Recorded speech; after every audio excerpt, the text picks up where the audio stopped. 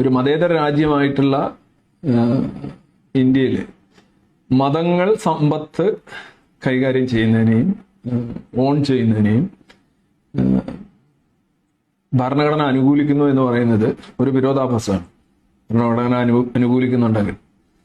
കാരണം മതം ഒരു എന്താ പറയുന്ന സമ്പത്ത് കൈകാര്യം ചെയ്യുന്ന ഒരു ഏജൻസി ആയിട്ട് മാറുന്നു എന്ന് പറയുമ്പോൾ ഐ തിങ്ക് ഇവിടെ പ്രധാന പ്രശ്നം ഇന്ന് കിരൺ റിജിജു തന്നെ പറഞ്ഞതുപോലെ ഇന്ത്യയിലെ വ്യത്യസ്തമായിട്ടുള്ള മതങ്ങളുടെ കയ്യിൽ ഒരുപാട് സമ്പത്തുണ്ട്. നിലവറകളുണ്ട്, ക്ഷേത്രങ്ങളുണ്ട്, പള്ളികളുണ്ട്, മോസ്കുകളുണ്ട്. അതിന്റെ അളവ് സാധാരണ ഇതിൽ ലാൻഡ്ലെസ് ആയിട്ടുള്ള, അതുപോലെ തന്നെ മറ്റാവശ്യങ്ങൾക്ക് ലാൻഡ് കിട്ടാത്ത, കൃഷിക്ക് പോലും ലാൻഡ് തികയാത്ത ഈ രാജ്യത്ത് ഒരു കഴമ്പും ഇല്ലാത്ത, ഒരു കഥയും ഇല്ലാതെ ഈ മതസ്ഥാപനങ്ങൾ എന്തിനാണ് ഇത്രയധികം സമ്പത്ത് കയ്യിൽ വെച്ചുകൊണ്ടിരിക്കുന്നത് എന്നുള്ളത് ഒരു ചോദ്യം തന്നെയാണ്. അപ്പോൾ മതേതരത്വം ഉറപ്പിക്കാനായിട്ട് മതസ്ഥാപനങ്ങൾക്ക് വൻതോതിൽ സമ്പത്ത് കൊടുക്കുന്നു എന്നാണ് പൊതുവിൽ പറയുന്നത്. ഇതാണ് ഇവിടുത്തെ ഒരു മതേതരത്വമായിട്ട് അവതരിപ്പിക്കുന്നത്. ഒന്നാമത് ഞാൻ അതിനോട് പൂർണ്ണമായും വിയോജിപ്പുള്ള ആളാണ്. ഇപ്പോൾ ഇന്ന് തന്നെ കിരൺ റിജിജു ബില്ല് അവതരിപ്പിച്ചുകൊണ്ട് പറഞ്ഞ ഒരു കാര്യം നിങ്ങൾ ശ്രദ്ധിച്ചിട്ടുണ്ടാവാം. പൊതുവിൽ എല്ലാവർക്കും അറിയുന്നൊരു കാര്യമാണ്, ഇന്ത്യയിൽ ഏറ്റവും കൂടുതൽ ഭൂമി കൈവശമുള്ളത് ഇന്ത്യൻ റെയിൽവേക്കാണ്. 2ാം സ്ഥാനം ഇന്ത്യയുടെ ആർമിക്കാണ്.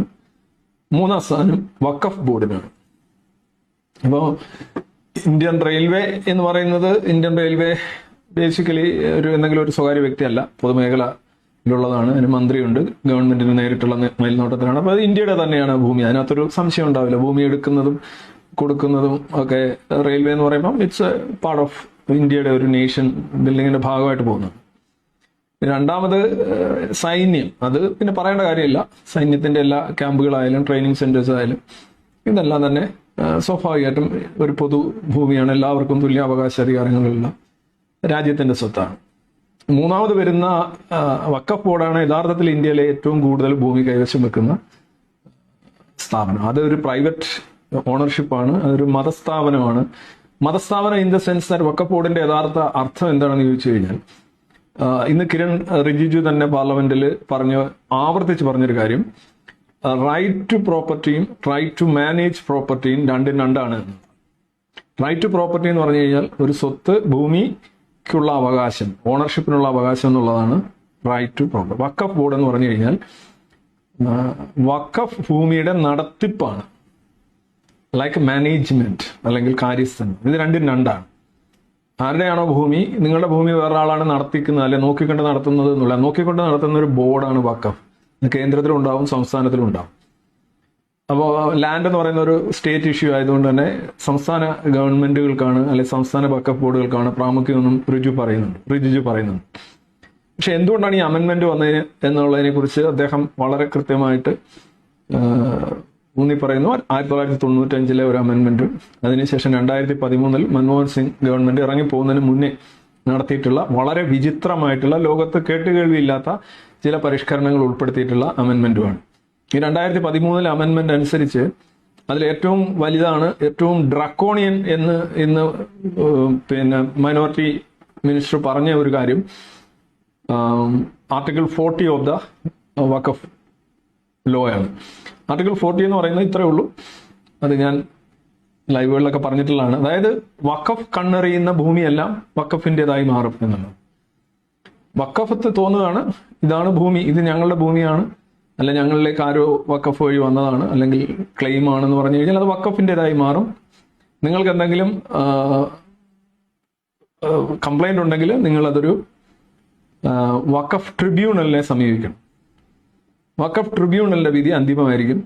അതിന് മുകളിൽ രാജ്യത്തെ നിയമത്തിന് ഒന്നും ചെയ്യാൻ കഴിയില്ല, കോർട്ടുകൾക്കോ ഭരണകൂടത്തിനോ ഒന്നും ചെയ്യാൻ കഴിയില്ല എന്നുള്ള അതിവിചിത്രവും മനുഷ്യാവകാശ ലംഘനം എന്ന് വിളിക്കാവുന്ന, ഭരണഘടനാ ലംഘനം എന്ന് 100% വിളിക്കാവുന്ന ഒരു ഭരണപരിഷ്കാരം 2013 കൊണ്ടുവന്നു. അതാണ് ആർട്ടിക്കിൾ 40 ഓഫ് ദ വഖഫ് ഇത് നിയമം. അത് മാറ്റുന്നു എന്നുള്ളതാണ് ഏറ്റവും പ്രധാനപ്പെട്ട കാര്യം. അതുപോലെ തന്നെ വഖഫ് ബൈ യൂസ് എന്ന് പറഞ്ഞാൽ ഉപയോഗിച്ചുകൊണ്ടിരുന്നു എന്നുള്ള രീതിയിൽ ഒരാൾ വഖഫ് കൊടുക്കുന്നു. അപ്പൊ അത് ഫോർ എക്സാമ്പിൾ ഒരാൾക്ക് കട വാടകയ്ക്ക് കൊടുത്തിരിക്കുകയാണ്, അയാൾ 2-3 വർഷം കച്ചവടം നടത്തുന്നു, പിന്നെ അയാള് അടവ് നടത്തുന്നില്ല, വാടക കൊടുക്കുന്നില്ല, അപ്പോൾ ഒരു ദിവസം നിങ്ങൾ പറയുന്നു വാടക കൊടുക്കാത്തതുകൊണ്ട് ഇറങ്ങണമെന്ന് പറയുന്നു, അയാൾ ഇറങ്ങി പോകുന്നു. പക്ഷേ അതിന് മുമ്പ് അയാൾ ഈ സാധനം ഞാൻ 3 വർഷമായിട്ട് ഉപയോഗിച്ചാണെന്ന് പറഞ്ഞ് വഖഫ് ചെയ്തിട്ട് പോകുന്നു. നിങ്ങൾ പിന്നെ അത് വെച്ചുകൊണ്ട് പോകുന്നു, മുന്നോട്ട് പോകുന്നു. കുറേ കഴിയുമ്പോൾ നിങ്ങൾക്ക് വഖഫ് ബോർഡിൽ നിന്ന് ഇൻഡാസ് വരുന്നു, ഇത് നിങ്ങളെ ഈ ഇരിക്കുന്ന ഭൂമി വഖഫ് ചെയ്തിരിക്കുകയാണ്, വഖഫ് ബൈ യൂസ്. അപ്പം നിങ്ങൾ കണ്ണു മിഴിച്ച് നോക്കിയിരിക്കുന്നു. നിങ്ങൾ പ്രത്യേകിച്ച് ഇങ്ങനെയൊക്കെയുള്ള നിയമങ്ങൾ ആയിരുന്നു ഈ 2013 ബില്ലിനെ സംബന്ധിച്ച് അല്ലെങ്കിൽ അമെൻമെന്റിനെ സംബന്ധിച്ചുണ്ടായി. ഓക്കെ, എങ്ങനെ ഒരു ജനാധിപത്യ സർക്കാരിന് ഇമാതിരി എന്താ പറയുന്നത് അൺബ്രിഡിൽഡ് ആയിട്ടുള്ള പവേഴ്സ് റിലീജിയസ് നേതൃത്വങ്ങൾക്ക് അല്ലെങ്കിൽ റിലീജിയസ് ബോർഡ്സിന് കൊടുക്കാൻ കഴിയുന്നു? അതായത് ഭരണഘടനയ്ക്കൊന്നും ചെയ്യാൻ കഴിയില്ല, കോർട്ടുകൾക്കൊന്നും ചെയ്യാൻ കഴിയില്ല, ഭരണകൂടത്തിനൊന്നും ചെയ്യാൻ കഴിയില്ല. ഇങ്ങനെ ഒരു നിയമം വേറെ ഏതെങ്കിലും രാജ്യത്തുണ്ടോ? അല്ലെങ്കിൽ ഏതെങ്കിലും ഒരു പ്ലാനറ്റിൽ ഇങ്ങനെയുള്ള നിയമമുണ്ടോ? ഗ്രഹങ്ങളിൽ ഇതെന്തിന്റെ ഭാഗമായിട്ടാണ് ഇങ്ങനെ ഒരു നിയമം ആഡ് ചെയ്തതെന്നുള്ളത് തന്നെ റിജിജു എന്ന് തന്നെ ഇന്ന് പറഞ്ഞൊരു കാര്യം അതിശയം തോന്നുന്നു. അതിശയിക്കുക എന്നുള്ളത് ഒരു അണ്ടർ സ്റ്റേറ്റ്മെന്റ് ആണ് അവിടെ. അതല്ല നമുക്ക് തോന്നുന്നത്. ഇങ്ങനെ ഒരു നിയമം ആർക്കും അനുകൂലമായിട്ട് നമ്മൾ കൊടുക്കുന്നില്ല. ഇത് എത്ര ജനാധിപത്യ വിരുദ്ധമാണ്, ഭരണഘടനാ വിരുദ്ധമാണ്. ഓക്കെ, മതങ്ങൾക്ക് ഭൂമിയുണ്ട് അത്യാവശ്യം, ഞാൻ അതിനോട് യോജിക്കുന്നില്ലെങ്കിലും മതങ്ങൾക്ക് സ്വത്തുണ്ട്, അല്ലെങ്കിൽ ക്ഷേത്രങ്ങളുണ്ട്, അമ്പലങ്ങളുണ്ട്, പള്ളിയുണ്ട്, മോസ്ക് ഉണ്ട് എന്നൊക്കെ പറയുന്നത് പിന്നെയും മനസ്സിലാക്കും. മറിച്ച് ഇതെന്താണ്, വഖഫ് ബോർഡ് കണ്ണെറിയുന്ന ഭൂമിയെല്ലാം വഖഫിൻ്റെതാണ്, നോട്ടമിട്ടാൽ നമ്മുടേതാകും. അത് ഒരു ജനാധിപത്യ രാജ്യത്ത് ഒരു കാരണവശാലും അനുവദിക്കാൻ പറ്റില്ല എന്നുള്ളതാണ്. അതാണ് ഈ ബില്ലിന്റെ ഒരു പ്രത്യേകത. ഈ ബില്ല് മതിയാകുമോ എന്ന് ചോദിച്ചു കഴിഞ്ഞാൽ ഇറ്റ്സ് നോട്ട് ഇനഫ്. ബിക്കോസ് ഈ വഖഫ് ബോർഡ് എന്നൊക്കെ പറയുന്നത് തന്നെ ഇത്രയധികം ഭൂമി ഒരു റിലീജിയസ് എൻറ്റിറ്റിക്ക് കൊടുക്കുക എന്ന് പറയുന്നത് തന്നെ അങ്ങനെ രാജ്യം, പിന്നെ മതേതര രാജ്യം എന്ന് പറയുന്നതിനകത്ത് കാര്യമില്ല. 8 ലക്ഷത്തിലധികം ഐറ്റംസ്, സമ്പത്ത്, അതായത് ഭൂമിയാകാം, 8 ലക്ഷത്തിലധികം പീസ് ഓഫ് ലാൻഡ് ആയിരിക്കാം ഈ വഖഫ് ബോർഡിന്റെ കയ്യിൽ നിലവിലുണ്ട്. 40,000-ലധികം കേസുകൾ ഉണ്ടെന്ന് പറയും. ഈ 8 ലക്ഷത്തിനും ഭൂമിയിൽ നിന്നുണ്ടാകുന്ന വരുമാനത്തെ കുറിച്ച് പറയുമ്പോൾ അതിന്റെ 153 കോടി, ഞാൻ കേട്ടത് ശരിയാണെങ്കിൽ അങ്ങനെ ഒരു തുകയാണ് പറഞ്ഞത്. അത് നമ്മൾ എങ്ങനെയാണ് ഈ 153 കോടി 8.5 ലക്ഷം അല്ലെങ്കിൽ 8 ലക്ഷത്തിന് ഉപരിയായിട്ടുള്ള ഐറ്റംസ് വഖഫ് ബോർഡിന്റെ കയ്യിൽ ഉണ്ടെങ്കിൽ അതെങ്ങനെയാണ് ഇത്രയും 153 കോടി എന്ന് പറയുന്നത് വളരെ ചെറിയൊരു സംഖ്യയാണ് ഈ ഒരു എമൗണ്ട് ഓഫ് പൊസഷനുമായിട്ട് നോക്കുന്നത്. കഴിഞ്ഞ 10 വർഷം കൊണ്ട് അത് 153 എന്നുള്ളത് 157 പോകാത്ത ഒരു 3 കോടിയുടെ വ്യത്യാസമാണ് കഴിഞ്ഞ 10 വർഷം കൊണ്ട് റവന്യൂവിൽ അതുമൂലം ഉണ്ടാകുന്ന ആദായത്തിലെ വർധനമെന്നാണ്. ഒന്നാമത് ഇത്രയും അധികം ഭൂമി അല്ലെങ്കിൽ ഇത്രയധികം സമ്പത്തിൽ നിന്ന് ഇത്രയും കുറഞ്ഞ വരുമാനം അല്ലെങ്കിൽ റവന്യൂ ഉണ്ടാകുന്നു എന്ന് പറയുമ്പോൾ അത് ആർക്കും പ്രയോജനമില്ല. ഇവർ പറയുന്ന വഖഫ് ബോർഡിലെ റിലീജിയസ് ആയിട്ടുള്ള ഇതിന് എഡ്യൂക്കേഷണൽ, ചാരിറ്റി, പൈറ്റി, ഭക്തി ഇങ്ങനെയുള്ള കാര്യങ്ങൾക്കാണ് വിനിയോഗിക്കുന്നതെന്ന് പറഞ്ഞത്. പക്ഷെ അവിടെ നമുക്ക് നോക്കേണ്ടപ്പോൾ ഈവൻ കട്ട ഭക്തിയാണെങ്കിലും, ഉദാഹരണമായിട്ട് ചില അമ്പലങ്ങളൊക്കെ ഉണ്ട്, ശബരിമലയുണ്ട്, അവിടെ എങ്ങനെയാണ് അവർ ഓരോ ദിവസവും വാർത്ത കൊടുക്കുന്നത്? കഴിഞ്ഞ വർഷം ശബരിമല വരവ് ഇത്ര കോടിയായിരുന്നു, ഇപ്രാവശ്യം ഇത്ര കോടിയാണ് എന്നാണ് വരവ് ഇത് കൊടുക്കുന്നത്. ഇത്ര പേര് വന്നു, ഈ വർഷം ഇത്ര പേര് വന്നു എന്നാണ്. അതായത് ഡെഡ് അല്ല, അവര് റവന്യൂ ഉണ്ടാക്കുന്നുണ്ട്. അത് അന്ധവിശ്വാസം വിറ്റാണെങ്കിലും എന്ത് സംഗതിയായാലും റവന്യൂ ഉണ്ടാക്കുന്നുണ്ട്. റവന്യൂ ഉണ്ടാക്കുന്നുണ്ടെന്ന് പറയുമ്പോൾ ഒന്ന് പലർക്കും ശമ്പളമായിട്ടും അല്ലെന്നുണ്ടെങ്കിൽ കച്ചവടമൊക്കെ ആയിട്ടും പലർക്കും ഇൻകം കിട്ടുന്നുണ്ട്. അപ്പോൾ ഒരു ആസറ്റിൽ നിന്ന് ഒരു ഇൻകം ജനറേറ്റ് ചെയ്യുക എന്നുള്ളത് ഈവൻ ഭക്തി മാർഗത്തിൽ പോലും, കട്ട ഭക്തിയിൽ പോലും പതിവുള്ള കാര്യമാണ്. അങ്ങനെയാണ് ഈ ക്ഷേത്രങ്ങളെല്ലാം തന്നെ ഈ സമ്പത്തിന്റെ കൂമ്പാരങ്ങളാവുന്നത്. പള്ളികളൊക്കെ വലിയ വലിയ വലിയ രാജകീയമായി പണിതുയർത്തുന്നതൊക്കെ അത് പൈസ വരുന്നുണ്ട്. അപ്പം ഈ ഇത്രയധികം സമ്പത്ത് കൈവച്ചിട്ട് ഇത്ര കുറഞ്ഞ ഇൻകമാണ് ഉണ്ടാക്കുന്നതെങ്കിൽ 2 പ്രശ്നങ്ങൾ അതിനകത്തുണ്ട്. ഒന്ന്, ഇതിനകത്ത് കേസുകൾ നൂലാമാലകൾ. കിരൺ റിജിജു ഇന്നത്തെ പ്രസംഗത്തിൽ പറഞ്ഞൊരു കാര്യം നിങ്ങൾ ശ്രദ്ധിച്ചാണ്, ഈ പാർലമെന്റ് മന്ദിരം പോലും വഖഫാക്കി കോൺഗ്രസ് സർക്കാർ എന്നാണ് അദ്ദേഹം പറഞ്ഞത്. അപ്പൊ അതിനെതിരെ അവർ സംസാരിക്കുന്നുണ്ട്. പക്ഷെ ഇങ്ങനെ ക്ലെയിം വരികയാണ്, അതായത് ഗവൺമെന്റിന്റെ, ഇന്ത്യൻ പാർലമെന്റ് പോലും വഖഫാകുന്ന രീതിയിൽ വഖഫിന്റെ ക്ലെയിമുകൾ വരുന്നു. പക്ഷെ ഈ സ്വത്തെല്ലാം തന്നെ കയ്യിൽ വെച്ചിട്ട്, ഒന്ന്, അത് നേരെ എൻലിസ്റ്റ് ചെയ്തിട്ടില്ല, 2, നിയമപ്രകാരം രജിസ്റ്റർ ചെയ്തിട്ടില്ല, 3, കേസ് കാരണം മറ്റുള്ളവർക്ക് ഉപയോഗിക്കാൻ കഴിയുന്നില്ല. അവർക്ക് അതിന്റെ പോക്കുവരവോ. അപ്പൊ മാറാട് തന്നെ നിങ്ങൾക്കറിയാം, മാറാടല്ലല്ല മുനമ്പാവും, അവിടെ അങ്ങനെയാണ് നടക്കുന്നത്. അപ്പൊ മാത്രമല്ല ഇത്ര ചെറിയൊരു വരുമാനമാണ് വരുന്നത്. അപ്പം പുള്ളി ഇന്ന് പറഞ്ഞൊരു കാര്യം തന്നെ, നിങ്ങൾ ഒരു വർഷം ഈ ബില്ല് ഒന്ന് പാസ്സാക്കി കൊണ്ട് ഈ ഇത് ജനറേറ്റ് ചെയ്യുന്ന ദിവസം ഞാൻ കാണിച്ചു തരാം. ആ റവന്യൂ മുഴുവൻ വഖഫ് ബോർഡിന് എടുക്കാം, അല്ലെങ്കിൽ അതുമായി ബന്ധപ്പെട്ടവർക്ക് എടുക്കാം. ഇതൊന്നും ആരും എടുത്തുകൊണ്ട് പോകില്ല. പിന്നെ പുള്ളി പറയുന്നുണ്ട് ഇത് വഖഫിന്റെ കയ്യിലുള്ള ഭൂമി തട്ടിപ്പറിക്കാനാണ് എന്ന് പറയുന്നത്. കഴിഞ്ഞ CAA ബില്ല് വന്നപ്പോൾ ഇവിടെയുള്ള മുസ്ലിങ്ങളെ മുഴുവൻ എന്താണ് അവരുടെ പൗരത്വം റദ്ദാക്കാനായിട്ടാണ് CAA ബില്ല് കൊണ്ടുവരുന്നു എന്ന് പറഞ്ഞ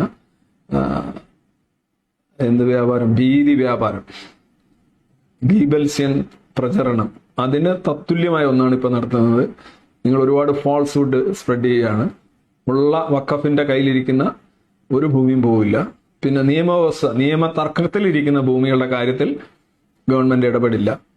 എന്നാൽ വഖഫിന്റെ കയ്യിൽ ഓൾറെഡി ഇരിക്കുന്ന ഒരു ഇഞ്ച് ഭൂമി പോലും പോവില്ല. ഞങ്ങൾ ഒരു മതത്തിന്റെയും അവകാശങ്ങളെ ഞാൻ പ്രസംഗം കേട്ടിട്ട് എനിക്ക് തോന്നുന്നത് ഒരു മതത്തിന് വേണ്ടിയുള്ള ഒരു ബാറ്റിംഗ് ആയിട്ടാണ് എനിക്ക് ആ പ്രസംഗം കൂടുതൽ തോന്നി. പുള്ളിക്ക് ഒരുപാട് മത സൗഹാർദ്ദത്തിന്റെയും അല്ലെങ്കിൽ അങ്ങനെയൊക്കെയുള്ള കുറെ ലൈൻസ് ഒരുപാട് അടിക്കുന്നുണ്ട്. ഞാൻ ഒരു മുസ്ലിം അല്ല, പക്ഷെ ഞാനാണ് മൈനോറിറ്റി വകുപ്പ് കൈകാര്യം ചെയ്യുന്നത്. നിങ്ങൾ പറയുന്നു ഈ വഖഫ് ബില്ലില് വഖഫ് ബോർഡിൽ നോൺ മുസ്ലിം അംഗങ്ങൾ വരുന്നതാണ് പ്രശ്നമെന്ന്. അതെങ്ങനെ ശരിയാവും? അപ്പൊ ഞാൻ ഇതിന്റെ എക്സ് ഒഫീഷ്യ ചെയർമാനായിട്ട് അല്ലെങ്കിൽ ഒരു മന്ത്രി വരുന്നു, അല്ലെങ്കിൽ ഒരു ചീഫ് സെക്രട്ടറി വരുന്നു, അല്ലെങ്കിൽ ഒരു ജോയിന്റ് സെക്രട്ടറി വരുന്നു, അല്ലെങ്കിൽ എക്സ്പേർട്ടുകൾ വരുന്നു. സ്വാഭാവികമായിട്ട് ഇപ്പോൾ തന്നെ അങ്ങനെ ഇല്ലേ? അപ്പൊ നോൺ മുസ്ലിം അംഗങ്ങളെ അതിനെ കൊണ്ടുവരണം എന്ന് പറയുന്നതിനകത്ത് എന്താണ് കുഴപ്പം? കാരണം ഈ പല ഡിസ്പ്യൂട്ടുകളിലും ഈ ഭൂമി നഷ്ടപ്പെടുന്നത് അല്ലെങ്കിൽ തർക്കത്തിന്റെ മറുവശത്ത് നിൽക്കുന്ന ഒരു നോൺ മുസ്ലിം ആയിരിക്കും. അപ്പൊ നോൺ മുസ്ലിമായിട്ട് ബന്ധപ്പെട്ട ഒരു തർക്കത്തിൽ, ഭൂമി തർക്കത്തില് ഈ ഇപ്പുറം വരുന്ന ബോർഡ് മൊത്തം മുസ്ലിങ്ങളാണ് എങ്കിൽ അതെങ്ങനെ ശരിയാവും അതൊരു മതേതര രാജ്യത്ത്? ഓക്കെ, ഇതൊരു ചോദ്യം തന്നെയാണ്. കാരണം ഇത് ഓൾറെഡി ഇതിനകത്ത് നോൺ മുസ്ലിം അംഗങ്ങളുണ്ട്. മന്ത്രി തൊട്ട് ഈ മന്ത്രിയെ മുസ്ലിം ആക്കുക എന്ന് നിങ്ങൾ നാളെ പറയും. മൈനോറിറ്റി ന്യൂനപക്ഷ വകുപ്പ് കൈകാര്യം, അതൊക്കെ പുതുതായിട്ടുണ്ടാക്കിയ വകുപ്പാണ്. എന്നാലും സുഷമ സ്വരാജ് ഇരുന്നിട്ടുണ്ട്, അങ്ങനെ കുറെ മന്ത്രിമാർ ഇരുന്നിട്ടുണ്ട്, മറ്റേ സ്മൃതി ഇറാനി കൈകാര്യം ചെയ്തിട്ടുണ്ട്. അപ്പോൾ അങ്ങനെ ഒരു മന്ത്രി തലം തൊട്ട് ജോയിന്റ് സെക്രട്ടറി, എക്സ്പേർട്ട്, അങ്ങനെ ഒരുപാട് തലങ്ങളിൽ നോൺ മുസ്ലിംസ് വരാം. പല സ്റ്റേറ്റുകളിലും വരാം, കേന്ദ്രത്തിലും വരാം. അപ്പൊ അത് അവിടെ ഒന്നും ഇല്ലാത്തൊരു പ്രശ്നം പിന്നെ വേറെ 3 നോൺ മുസ്ലിം മെമ്പേഴ്സ്, അതായത് എക്സ് ഒഫീഷ്യ കഴിഞ്ഞ് മൊത്തം 4, 21 4 ആവുന്നുള്ളൂ, 10 മുസ്ലിം മെമ്പേഴ്സാണ്. അപ്പം അതിലെന്താണ് പ്രശ്നം എന്നാണ് ചോദിക്കുന്നത്. കാരണം ഇത് മുസ്ലിങ്ങളുടെ ഇടയിലുള്ള ഭൂമി മാത്രം കൈകാര്യം ചെയ്യുകയും പിടിക്കുകയും ചെയ്യുന്ന കാര്യമല്ല. ഈ ഭൂമി ഇവർ ക്ലെയിം ചെയ്യുന്ന പല ഭൂമിയും നോൺ മുസ്ലിംസിന്റെ ആയിരിക്കും. അപ്പം പിന്നെ അവർക്ക് ഒരു റെപ്രസെന്റേഷൻ കൊടുക്കുക. ഇത് ഭൂമിയാണ്, ഇത് റിലീജിയസ് മാറ്റർ അല്ല. That's A point. ഇത് ഏതെങ്കിലും ഒരു മതത്തിന്റെ റിലീജിയസ് ബോർഡിൽ, തന്ത്രി ബോർഡിൽ അല്ല എടുത്തിരിക്കുന്നത്. തന്ത്രി ബോർഡ് അല്ലെന്നുണ്ടെങ്കിൽ പ്രീസ്റ്റ്ഹുഡ് അല്ലെങ്കിൽ മതാചാരത്തിന്റെ നിർവഹണം, അവിടെ അല്ല നോൺ മുസ്ലിംസിനെ എടുത്തിരിക്കുന്നത്. മറിച്ച് വസ്തു, സമ്പത്ത്, അത് സെക്യുലർ സാധനമാണ്. ലാൻഡ് സെക്യുലർ അല്ലേ? ലാൻഡിന് മതം ഉണ്ടോ? ഇല്ല. നിങ്ങളുടെ ഭൂമി വേറൊരാൾക്ക് കൊടുക്കാം, വേറൊരു മതക്കാരനോ ജാതിക്കാരനോ ആണോ പെണ്ണോ ഒക്കെ എടുക്കാം, അത് സെക്യുലർ ആണത്.